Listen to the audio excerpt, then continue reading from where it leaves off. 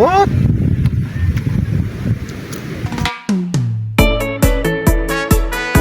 What's up mga pamangkin, kakaiba ang vlog natin ngayong araw na to kasi sabi nila ito daw magic fruit, meron daw nito sa ibang part ng Philippines, pero dito sa Mindoro first time ko makakatikim ng magic fruit kasi ang effect daw nito sa atin pag kinain natin after 30 seconds lahat ng kakain natin maasim ay magiging matamis daw sa ating bibig kasi daw itong magic fruit ay ginagawang matamis ang ating panlasa within 20 minutes to 30 minutes lahat ng kakainin natin matamis.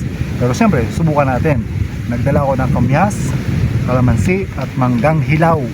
Subukan natin kung talagang totoo ang sinasabi nila. Let's do this mga pamangkin. Ito yung magic fruit oh, yan oh. Yan. So ito mga pamangkin oh, kakainin natin itong isa.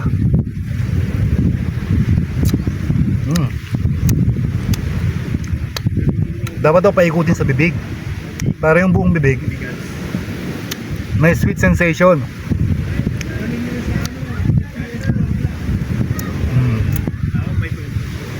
Oh, ito pala ganito yung buto niya. Siguro itinatanim ito buto. Hindi ko alam baka sanga. Pero anyway, kikip natin yung buto. Ito yan. So maghintay tayo ng 20 seconds to 30 seconds. So yung 30 seconds na nakalipas, subukan natin yung kumain ng mangga. Mangga muna. Mangga hilaw to ha. Yung mangga kinalabaw na hilaw.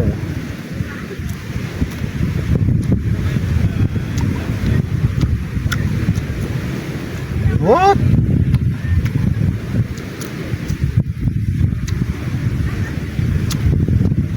Boss, yung mangga parang lasang hinog na mangga. Subukan natin yung kamyas. Busin ko na yung mangga. 1, 2, 3 go, let's do this. Kamyas naman.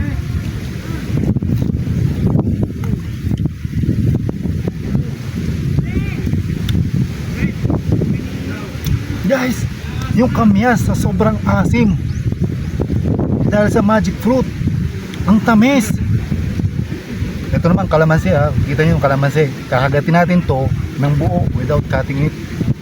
Ito, focus natin.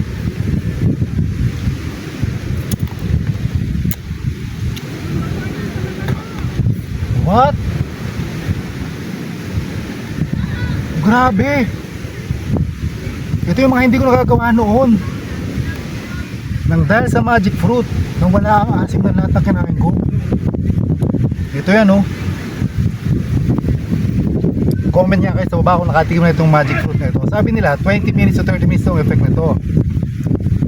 So kahit daw anong kainin mo maasim, matamis ang lasa sa loob ng bibig. Ang tamis naman kinakain ko. Pero itong mangga